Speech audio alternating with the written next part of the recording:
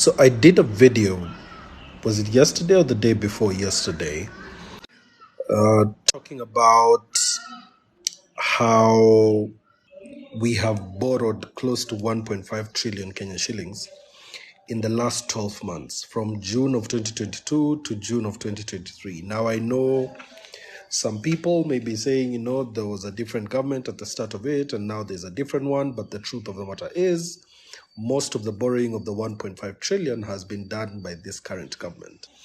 And there is a reason why that should worry each one of us. It's not something that is very hypothetical. This is something that affects you directly. Now, I want to do a little math for you so that you can be able to see how much money that is. So let me just 1 second, because I'm just putting up a calculator here. Calc. So I want to do a little small math for you. So we currently have a debt of 10 trillion. So that's 10,000, 10 million, 10 billion, and three other zeros get to 10 trillion.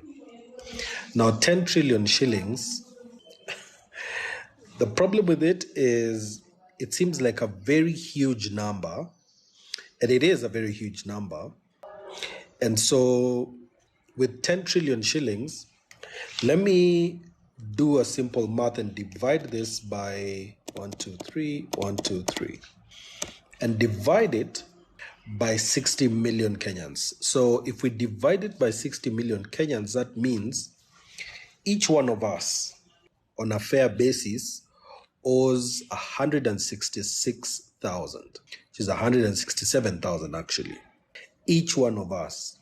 Child is being born today, someone who's 80 years old, you and I, we each owe 167,000. And the worst part about it is this debt is not going down. It's going up. And it's not going up in a reasonable, linear manner, meaning we know how much is going to be borrowed this year, and we expect that that trend will continue. Because what happens, especially for our older loans, is that we can be given a loan and even be given a period with which to pay it by. And we can be given, say, 2 years, and we are told, we're giving you this money, you can start paying for it in 2 years' time. That's good if you're going to do something and it's going to produce income, and then you'll be able to pay when the time comes to pay. But the tendency is, and it's not just Kenya, it's not just Africa, it's most third world countries. And believe me, IMF, World Bank, they don't care about corruption. In fact, they would rather there is corruption, for reasons I will leave for you to understand and to guess.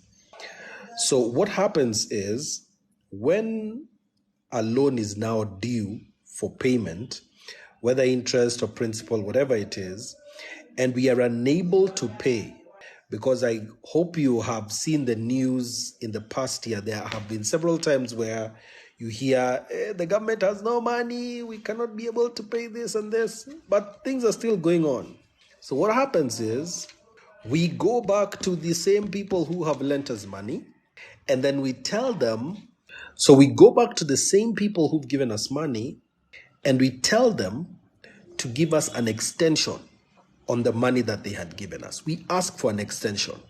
So every time we ask for an extension, this is what happens. One, it is granted. But two, we get another loan, higher interest than the previous one. So that tells you, if you're unable to pay for a loan, you come back, I reconstitute the loan, give you another one, but I charge you more for it. So someone who was unable to pay, if you give them another loan and then you add the interest rate that you're giving them, does that make it easier for them to give you back your money? Now, I want you to get, I'm really going really slowly on this so that you can start seeing exactly what is going on. So I take a loan, say I borrow 1 million shillings. Let's just keep it at amounts that our minds can right now understand. So I borrow a million bob, and then I'm supposed to pay you, say, 1.2 in 2 years. So I come back to you, and now you give me a second loan of 1.2, but the interest rate is higher. So that means they have repaid themselves a very fast loan, but they've given you more money to pay back. Okay? In a perfect world, all you just need to do is increase your production so that you can be able to meet the target. What happens is, even though you increase your production, there are other factors that are coming in that make it even more difficult to continue paying. So this is just a cycle that we are going through. So when we get to the point where you're taking the loan, whether the first one or these new structural adjustments, what happens is these loans always come with terms and conditions. And the terms and conditions can be in terms of security, where uh, you've seen reports on getting loans from some countries. They actually tell you to give them the country assets, some of them, okay? I don't want to mention names, but you get who I'm talking about. But secondly, you are also told what to do with the money, okay? So even though you're told what to do with the money, there are no consequences for not doing what you were told with the money. So you can go borrow and say, we are borrowing so that we can be able to build roads in county number this county, okay? But even if you do not do it, no consequences. Because at the end of the day, all they're looking for is that their money gets paid back, okay? So the next thing that happens is they tell you what to do with the money. And then number three, what they tell you is how you are going to pay them back. Okay? So they look at your economy, because this is people who are economists who follow Keynesian economics. If you're an economist, you know who Keynes was. It's like one of the fathers of modern economics. But what they do is tell you, okay, your economy is run by these four pillars, okay? These are the things that generate you the most money. So we want that as you are making money, you use some of that money to pay us back, okay? So how does a government make money? Government makes money through taxes. Realistically, no government has actual production that they are doing, okay? So it requires that it taxes its citizens so that it gets money to be able to run and do public services. This is what a government is supposed to do, okay? So what happens is government looks at petroleum and says, you guys were charging petroleum at 8%. We want you to take it to 16%, and that extra 8% that you're adding, we want you to use it to pay us back. Whether they do that or not is not even the issue. Sorry about that. So the IMF knows that they will be able to still make money at the end of the day. Okay? Because every single time they will keep on telling us this is what we want you to do in order to pay us back. But every single time, over and over again, they will not get paid. And it is intentional. Since the people we are borrowing from are from first world countries, all they want to see is that third world countries are beholden unto them. And this is Africa, this is South America, Latin America, parts of the global south. All these countries are beholden to them. Why?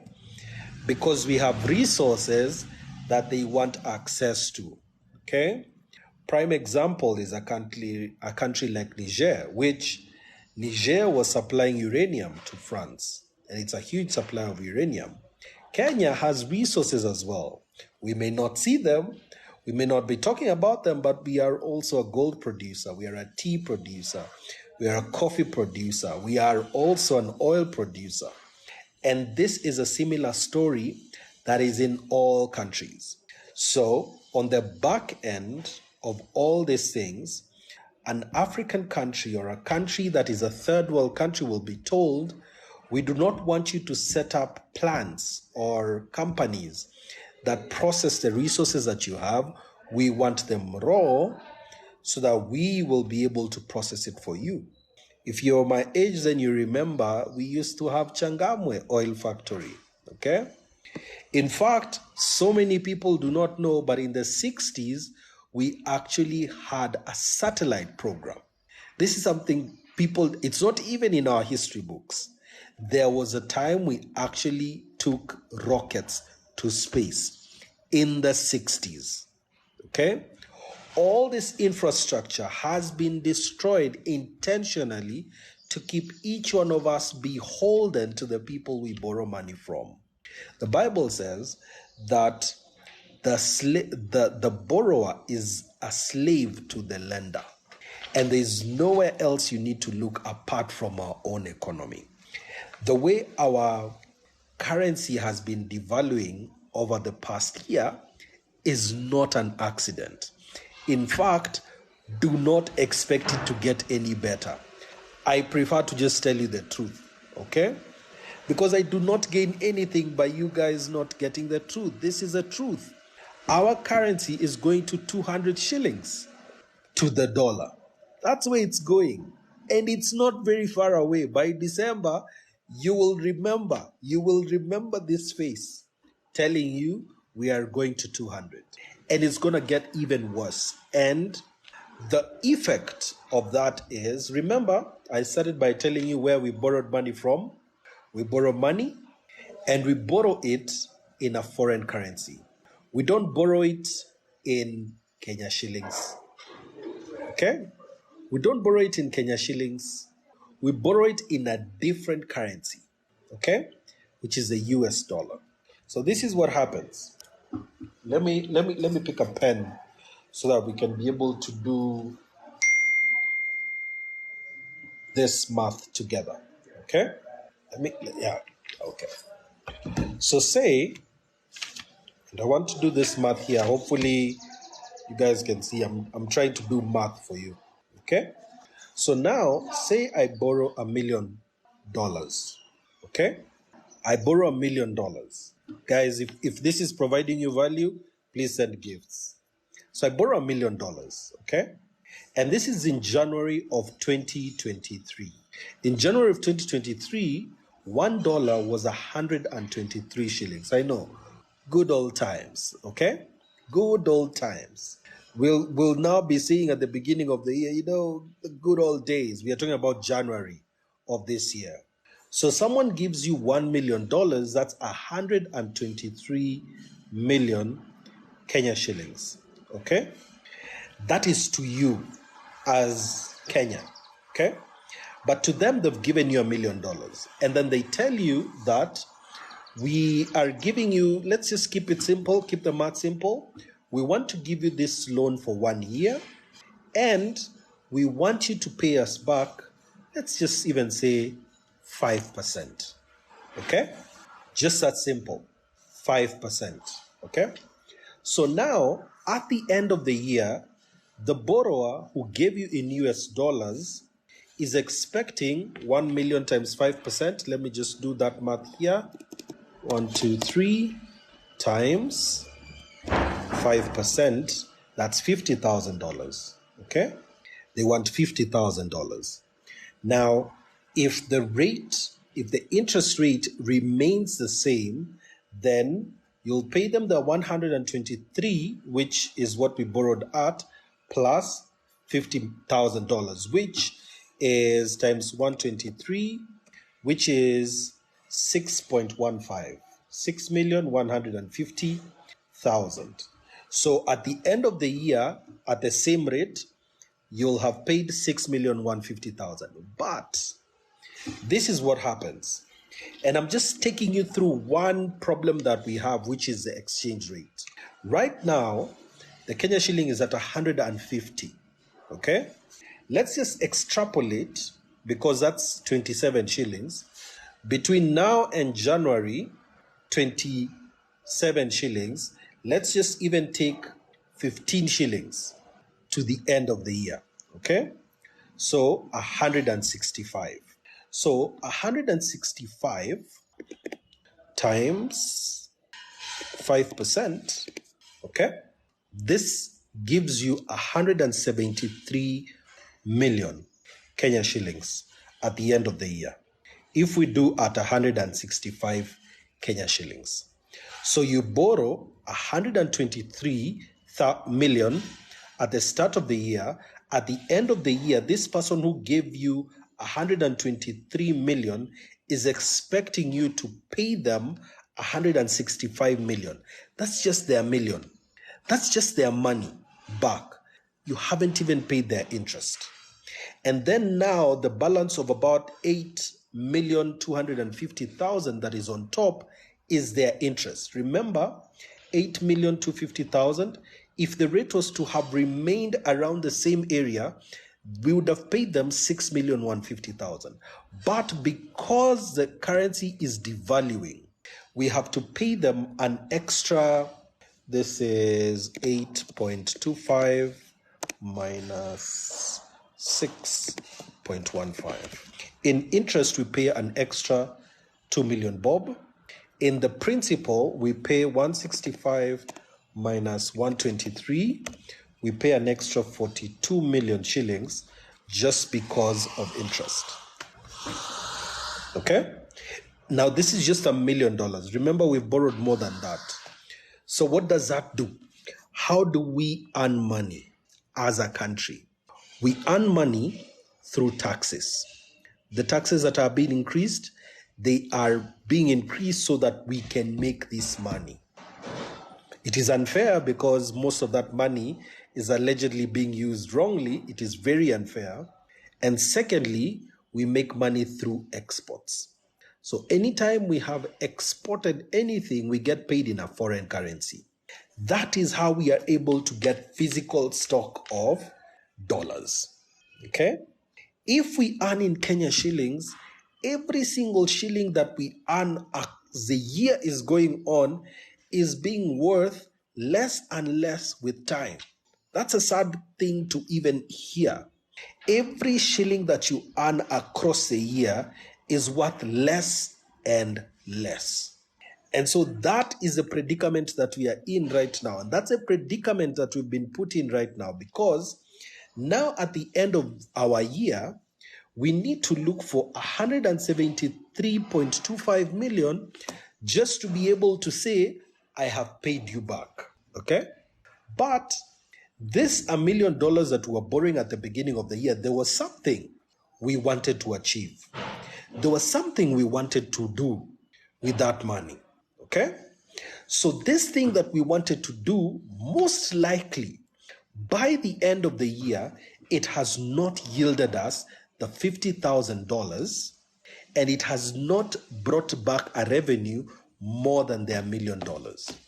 Just in case we have put all this money to actual use as a government, we've actually put in. So what can the government do? The government will say, oh, we'll build hospitals, or we'll build roads, or we'll do the expressway, or we'll do the SGR.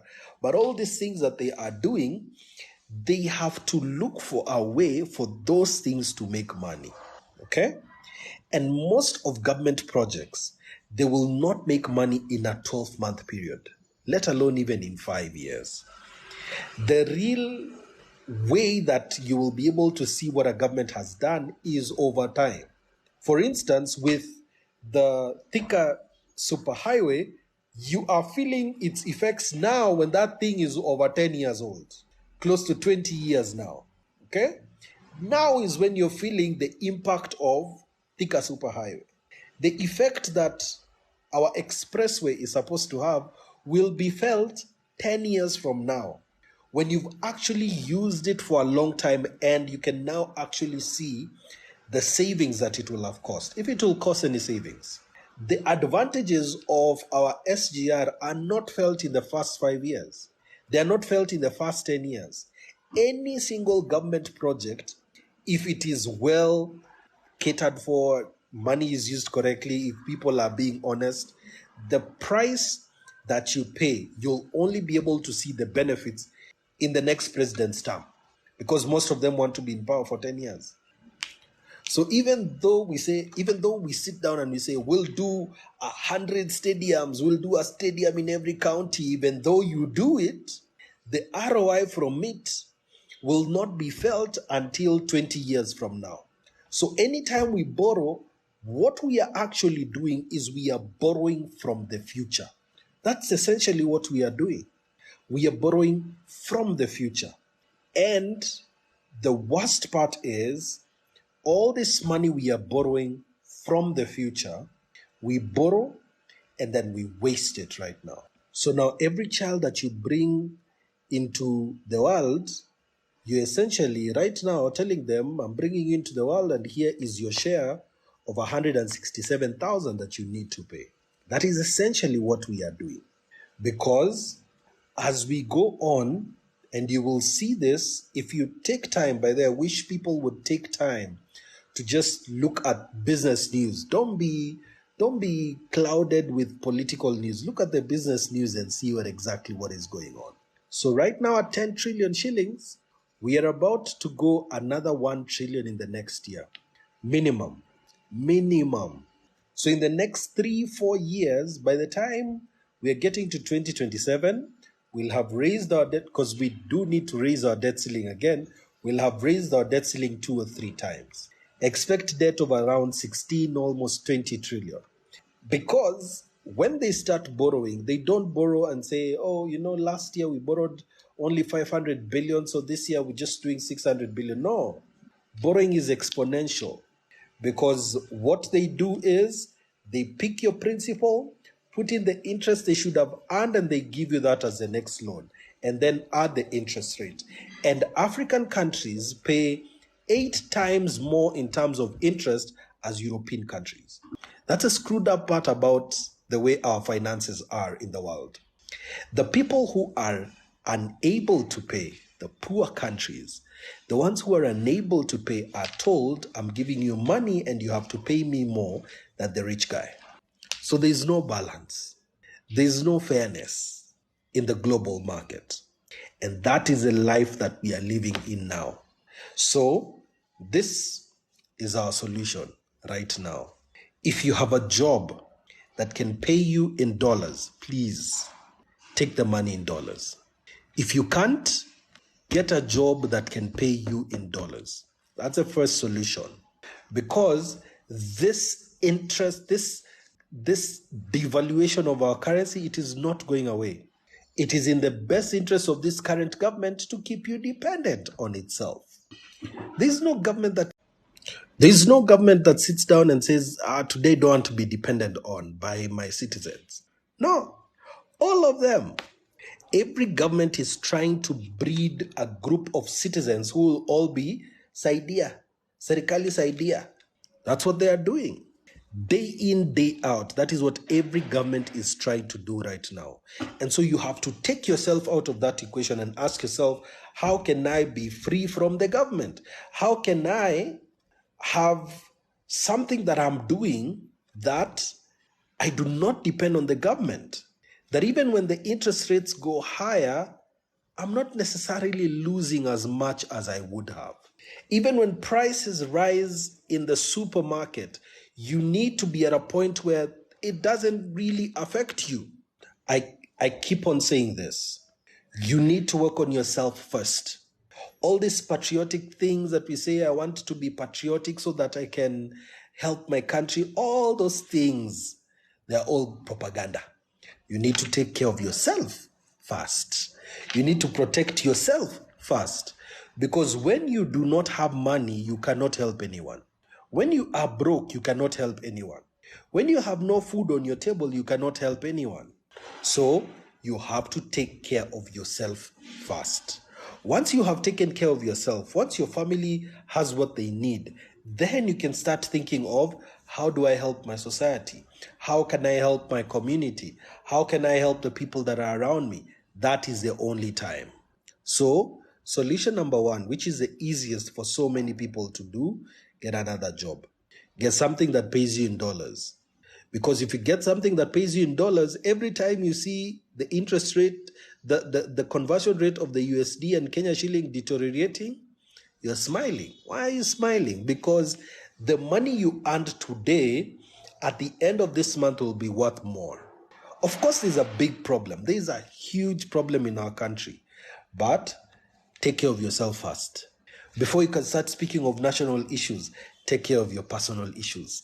Take care of your family issues. Number two, learn about money. Learn about how economies work. Because once you understand how money works, how an economy works, how the global markets work, even if you're not an expert, as long as you understand when they are talking about this is what we should be thinking about. Once you understand that, then you're actually able to make better decisions with time. That's the problem that we have.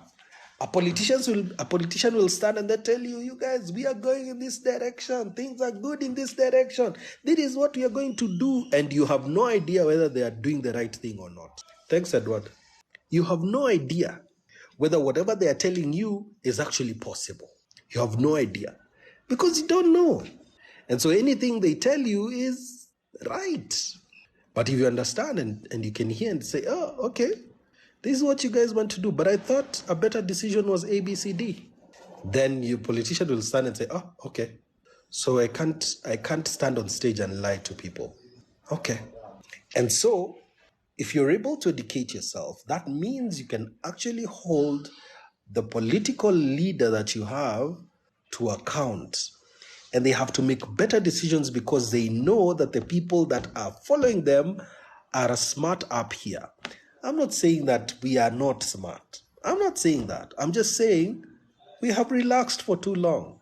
And so we allow people who are not even qualified to hold those positions of power to hold positions of power. Why? Because we don't think it is something that we should be doing. Now you can truly understand that it is worth your time to go and elect the leader that you feel represents your ideas.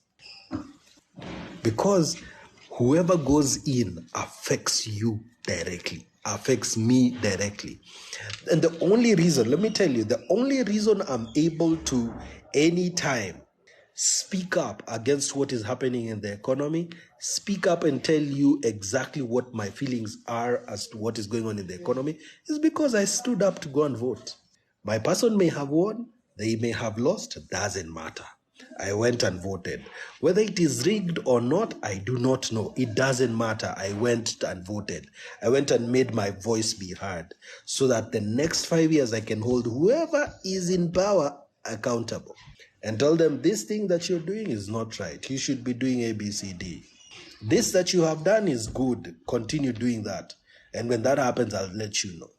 But I need you to understand the plan is we get into so much debt that now we will be asked to relinquish a few things so that the lender can take control of them and make sure that they get paid. Okay? So when we took, let me give you one good example. When we took 327 billion to build our railway, the person we went to borrow from is from the East, okay, on of this platform. We went and borrowed from them. And when we borrowed from them, this is the sneaky thing that happens. The contract is given to one of their citizens, okay? So the contract isn't given to you, the borrower. It's given to one of their people. And then raw materials, almost 80, 90% of them are imported from where? From that country. Let me take you slowly. From that country. And then what they would do, because some of this I actually was able to see firsthand, what they would do is there are a few things that they actually need to get from here. Things like sand. So you take sand there and it is inspected. Okay? Good quality. If it is not good quality, you go back with it. They do not care. So you make sure that your sand is of good quality. If it is, you have the job. You do the work, This is on our 10% that is remaining here in Kenya. Okay? And then all top positions are not held by you, the borrower. All the top decision-making positions are held by who? They are citizens. Okay? So I hope you're starting to see, number one, raw materials are not gotten from your country, even though they exist, even though they are there. Most of the raw materials come from your lender's country. And then after that, the top employees come from their country. So that means salaries are going back to them. Once you are through with the project, management of that particular asset is done by who? By them. So that they make sure that they return their money, and they return their money with interest. So what does that tell you? All that money, especially in the first 10 years of the SGR, all that money is going back to where it was given out from. All the top management as the SGR will be them. And so that means salaries are going back there. And this is the situation we will be in so many different areas very soon. The heartbreaking part, by the way, let me tell you, the heartbreaking part is there are some Kenyans who actually went there, registered a company in a Chinese name, and the job can be given to Chinese directors, but the people themselves are actual Kenyans. And so someone steals from their country, and they can proudly stand in front of you and say, oh, we are going to deal with the debt ceiling. It is the opposition that is bringing us issues. They are the reason why these things are going on. And so now for you as a person, because I don't want to tell you all these things and then it feels like we are complaining. No, we are not complaining. We're just saying, after you've known all these things, then you need to look at your situation, your personal situation. What can you do to change your personal situation? And so this is the thing that you need to do. Number one, go get yourself a job that gets paid you in dollars. If you need, look for a remote job. Remote jobs mean that you can be able to do your normal job that you're doing 9 to 5. And especially if you have these remote jobs in, say, the US or places like that, that means you can work at night. That's the time that those guys are awake. From 5 p.m., that's when your day actually starts. You work until around 11 p.m., you go to sleep. In the morning, wake up, go to your normal job. Because this remote job that you're doing at home will earn you 7, 10, 20 times what you would have been earning at your Kenyan job.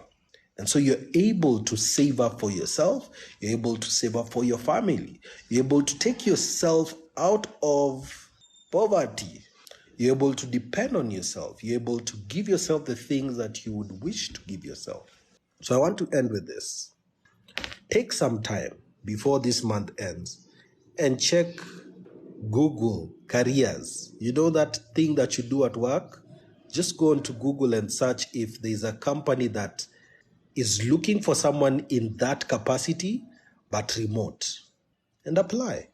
What's the most you can lose? Your time? Apply. I'm telling you these things because these are things that I'm currently doing myself. If you can get a job, pays you in your account without any issue, so you have your USD account, and you can get paid $1,000, $2,000, $3,000, even if it's $10,000 a month, just working from here. That money has more legs here. If you are able to get $150,000 a month, that's $1,000, remember. If you are able to get that, that would be a lot of money here. You can live in a very comfortable house. You can take your children to very good schools. You can eat at any place that you want, and it's only $1,000 a month. I'm saying only because the US company will not feel that. That is like, what, $30 a day for them? That's what they spend on Starbucks. So go take care of your CV. Go on LinkedIn. Search for these jobs and insist and ask, can I do this job remotely? And negotiate like you would negotiate if you were living there. And remember, by the way, what happens there, they think of their salaries in annual basis. So you can start quoting things like $50,000, $60,000, $80,000, $100,000 a year. $100,000 a year is about 15 million Kenya shillings.